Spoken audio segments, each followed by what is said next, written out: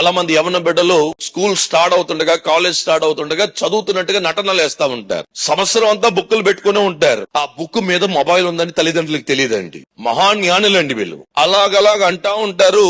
అమ్మ అనుకుంటుంది, అమ్మో నా బిడ్డ ఎంత చదువుతుందో, ఎంత బాగా చదువుతున్నాడు అని చెప్పి 6 లెక్సులు కలిపి చికెన్ ముక్కలు, కాళ్ళు ఆవిడ తినేది కూడా తీసుకొచ్చి ఈ బిడ్డకు పెడతా ఉంటది. ఎగ్జామ్ లో రిజల్ట్ వచ్చినప్పుడు అర్థమవుతుంది అంతా సున్నాలు, గుడ్డులు గుడ్డులు గుడ్డులు గుడ్డులు మార్కులు అన్నమాట.